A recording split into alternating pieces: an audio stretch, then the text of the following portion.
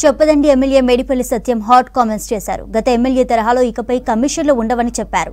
తన పేరుతో దళారీ పనులు చేస్తే కఠిన చర్యలు తప్పవని హెచ్చరించారు. జగిత్యాల జిల్లా కొడిమ్యాల మండల కేంద్రంలోని ఎంపీడీఓ ఆఫీసులో 34 మంది లబ్ధిదారులకు కళ్యాణ లక్ష్మి చెక్కులను పంపిణీ చేశారు ఎమ్మెల్యే. 10 ఏళ్ల బీఆర్ఎస్ పాలనలో ఏ ఒక్కరికి ప్రభుత్వం ఇండ్లు కట్టించలేదన్నారు. కాంగ్రెస్ సర్కార్ అర్హులైన ప్రతి ఒక్కరికి ఇండ్లు కట్టిస్తుందని వివరించారు. ఆడబిడ్డలందరికీ 2500 ఇవ్వడం, 500 రూపాయలు సిలిండర్ ఇవ్వడం, గ్రామీణ ప్రాంతాల్లో మరియు పట్టణ ప్రాంతాల్లో 200 యూనిట్లలో కరెంటు వాల్చుకునే ప్రతి ఒక్కరికి కూడా 1 రూపాయి కూడా కరెంటు బిల్లు కట్టకుండా ఉచితంగా కరెంట్ ఇచ్చే ప్రక్రియ కూడా త్వరలో శ్రీకారం చుట్టబోతున్నాం.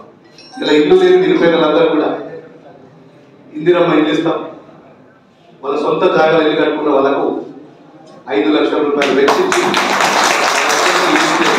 బృహత్తర కార్యక్రమాన్ని కాంగ్రెస్ పార్టీ ప్రభుత్వం శ్రీకారం చుడుతుంది. ఒకవేళ వారికి ఇంటి స్థలం లేకపోతే భవిష్యత్తులో ఇంటి స్థలం ఇచ్చి ఇల్లు కట్టించే ఏర్పాటు కూడా కాంగ్రెస్ పార్టీ ప్రభుత్వం చేయలేదు. ఇది ప్రజల ప్రభుత్వం. ప్రజలు మార్పు కోరి ఎన్నుకున్నటువంటి ప్రభుత్వం.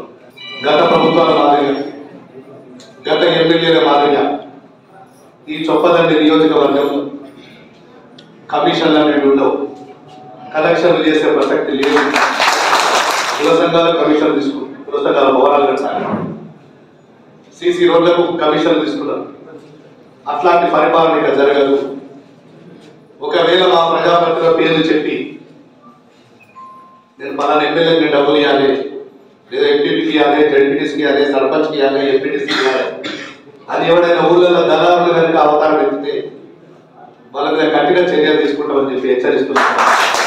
కళ్యాణ లక్ష్మి 1 లక్ష రూపాయల నగదుతో పాటు ఆడబిడ్డలందరికీ కూడా తులం బంగారం